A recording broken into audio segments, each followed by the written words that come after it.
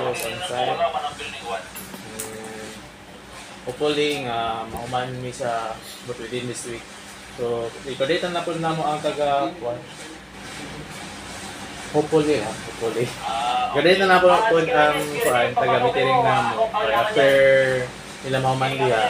Musulod man po ang taga metering. So ibalik na ako na sir no nana ni undertaking na hatag ang kani di ba 40 volts man eh Oh, 440. so nag-request mo data may undertaking ani last time so check na mo kung submit to balik kay service voltage ni double light is 30 volts and 460 volts lang good so plus and minus 10% lang sa mga service voltage. So, dapat na mag-i undertaking before may makaproceed ang application na ang voltage requirement ay double light. So, check na mo basi nanatoy undertaking na gihatag. And then next is updates regarding sa DIS. So, ang DIS nagpa-require me atong mga requirements. Number 1 is kato load projection ninyo. Load projection, load schedule, single line diagram o mata ta. List down na ako to sa imo sir nahatag. Oo. Katong gisabinta ko sir na review na nimo sir. Gihatag ni Kiba. Na-receive na po to siya. Paghapon lang maata to na ako na-receive. Gikan kan Daniel. So for checking lang sa nako to sir. Nag-ingon man si Sir Kiba na kung unsay kuan regarding sa inyong assessment ato sa inyong kuan adjust naman lang raw siya. I-check lang naman to sa inya kung okay na i-forward na mo to sa ang kuan team sa planning na mo kasi sila man ang conduct sa DIS ay dili man DIS Sir Prince no technical assessment ni so same SLA gapon siya sa same SLA siya sa DIS 60 days gapon from the time nga na-receive na acknowledge na itong mga documents. So, na lang, i-verify, i-check na ako itong mga documents na forward ko gahapon sa mga. And then, sumpay lang gahapon ni siya sa inyong applications for the next buildings. So, ang question na mo ani karon is, na may concept? Na may applications sa mga other buildings niyo? So far, itong 12 buildings ngayon nag-construct, underground pa man sila karon, digging pa sila. Sa 10 lang mo. Pero sa 10, yun na, mayroon na application yung... May case ID kayo, sir? Ito na sir, ang aming application. Hindi yan application. Hindi pa application? So, ako na lang explain. Sige, I will be the one to explain the answer for application nato na process, no? And the requirements, natin ang requirements nila doon. For applications, apply. Sige. So, ang application na to na term, sir, kung may application, meaning mo, ato sa service center, namin Tagalog na rin, o Bisaya ang tanan? Bisaya ang tanan. May isa Tagalog. Sige, Tagalog na lang ako, ha? Sige, so the first process of our application will be the customer shall be submitting requirements, no, for application. Now, I'll be searching it out for a while. Right.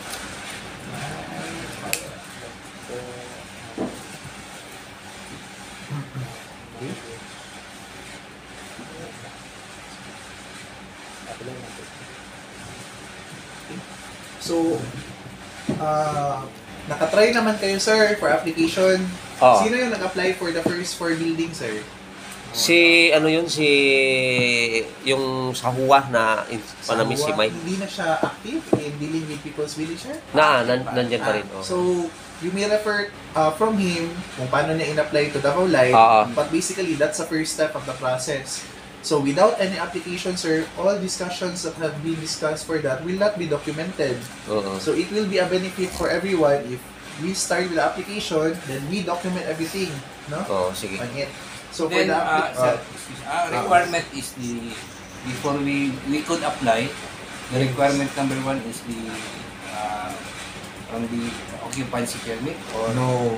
That's why, sir, I'll be discussing with you the basic requirements. So, for the application lang muna, so that we can guide you after application, yung request letter ninyo on the application, but then electrical plan.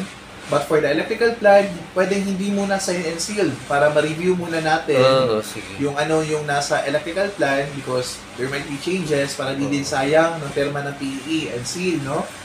Then we go for the reference pool number. So the reference pool number, yung pinakamalapit lang na poste ni Double Light here. Meron naman yung 7-digit na number.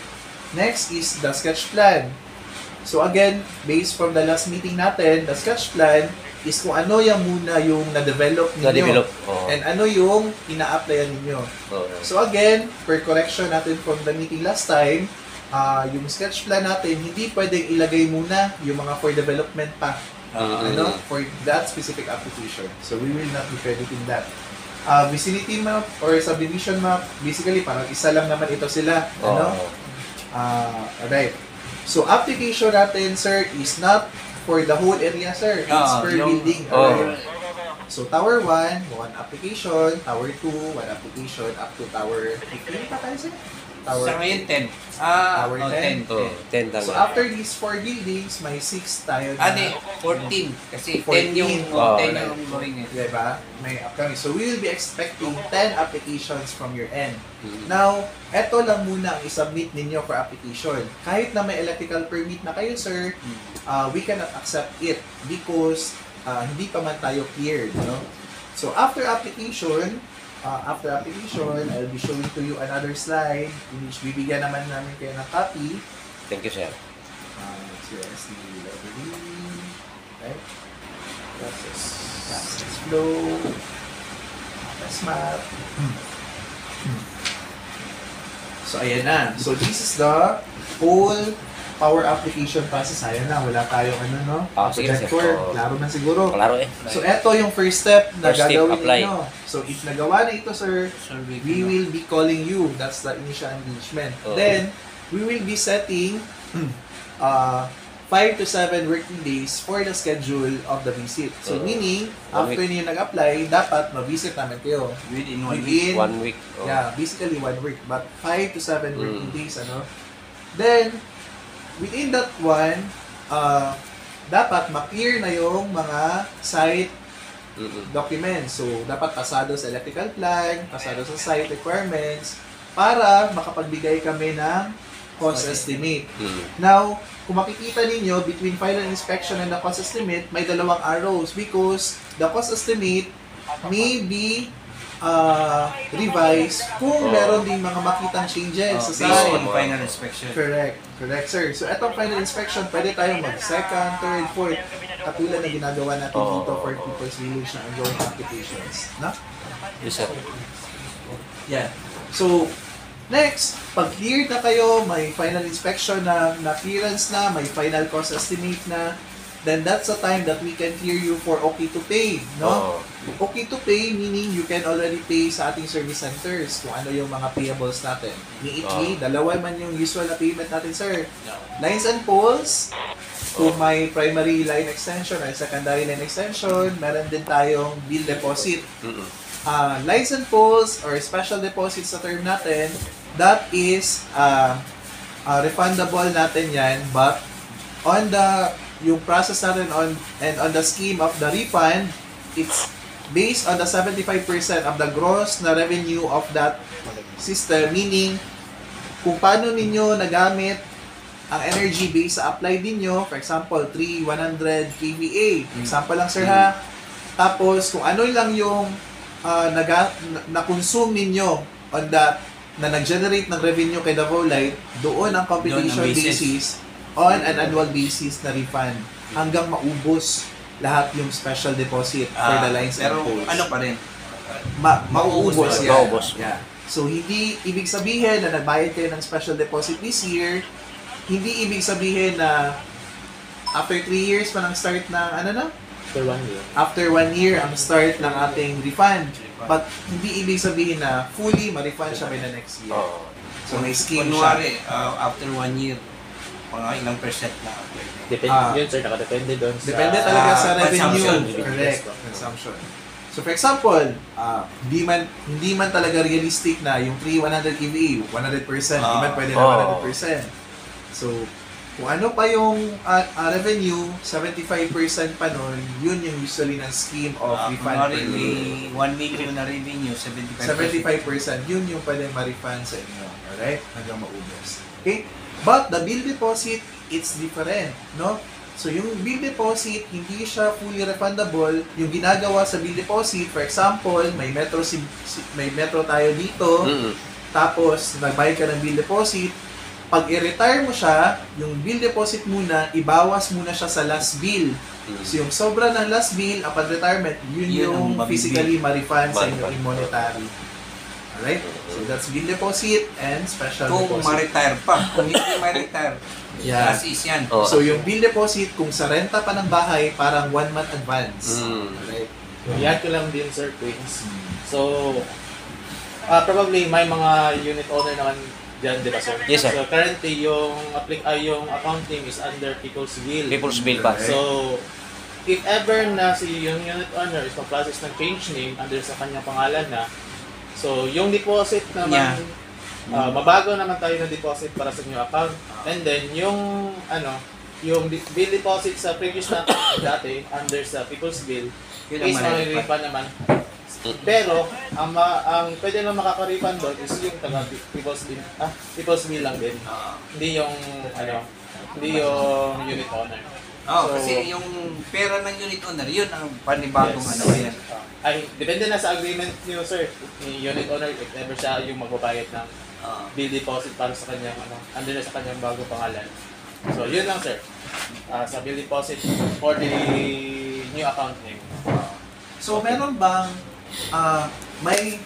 I have a concern for this meeting. Meron ba tayong direct representative from the Ilamang Juliet na side? Wala, no? Wala tayo Ano siya, sa HOA? sa Sa HUA. HUA? Si Jack. Sana makasali siya dito, sir. Kaya may contractor na side, mayroon tayong owner side. Break, Sir Jack.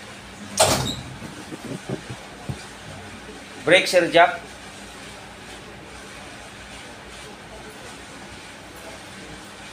Break, Sir Jack.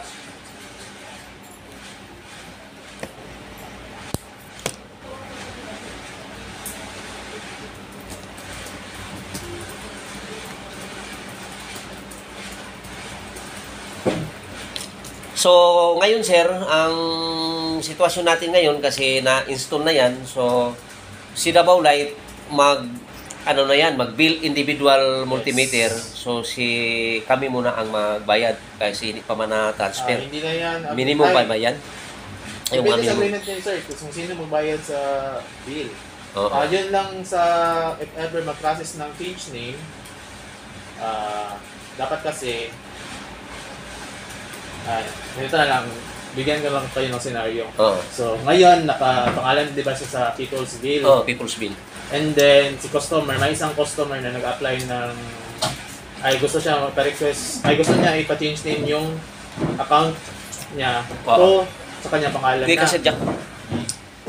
So, sa ngayon, ang gagawin niya is mag-submit siya ng request letter for change name and as well as yung mga corresponding na mga requirements. Documents, So, mga ano ba yung mga certificate. ang certification lang? Magbigay kami ng certificate of occupancy sa kanila. Certificate of occupancy. Oo. So, what are we, ano- wait lang na, sorry to interrupt. Isa sa atong ginadiscuss, for the change name Change na ba? name lang. Change name. Okay, can we finish this muna Sige, before we can... Sige, sir, sige, sir. Sorry Oo. to interrupt ha. May para Oo, dili sila malibog. Mm. So for the power application muna, new connection muna ito. Meaning, si developer or si People's Village, siya muna yung mag-apply, no? Not the customer, not the residents, no? Okay, turnover pa man sa kanila. So next dito sa payment is yung design na. So after payment, doon pa makastart actually si designer Si designer. or si engineer na mag-design kung ano yung ilagay. Mga poste, transformer, and eventually, pag matapos na, for metering na siya. For metering, oo. Oo. So basically, hanggang ma-energize. So may mga timeline. So apply kay customer, of course, sa inyo ang timeline. Oo. Survey, 5 to 7 working days. Ang ating estimate is 1 working day. Madali lang naman i-provide ang estimate sa amin. Ang final inspection, 5 to 7 days. So every time, ang meaning nito sir, for example, naka-apat na survey na tayo. Oo. Pag mag-request kayo ngayon ng survey sa aking CSE, Oo. mag-set yan sila within 5 to 7 days every time may request kayo ng inspection. So, baka ba, it might be misconception na for example, mag-request kayo ng survey ngayon, Oo. baka expect nyo na bukas, darating agad sila. So, no? 5 days pa. So, yan yung SLA natin. So, etong SLA na to, sir, hindi lang ito ginawa ngayon, no? So, it has been with Davao Light for the past few years na, no? Ay, iiman ka, Sir James. Okay. Yes. For the payment, then for the design, then pag transformer lang ang aming i-design sa inyo, 1 working day lang, matapos na namin ma-design. Meaning, after 1 working day, ma-forward na namin yan sa aming operations. Oo. Then, pag lines and poles naman, every kilometer, kaya yan siya namin i-design within 3 to 5 working days. Pag more than 1 kilometer naman, every addition of a kilometer, an additional na naman na 3 to 5 na working days for the design. Then, pasa namin ka operations. Then, yung implementation period naman nila, nakalagay, 6 to 8 weeks, no? If application has no interruption needed, 8 to 12 weeks naman pag kailangan ng interruption. Tapos, after ng implementation ng aming operations, metering agad. No? So, this is the overall process flow.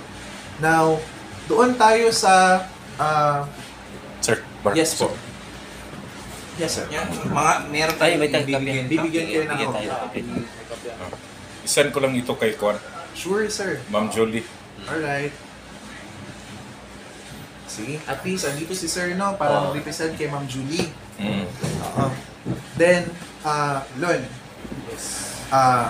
doon tayo sa developer before natin i-discuss yung change name, yung discuss niyo, no? Saglit lang sir ha,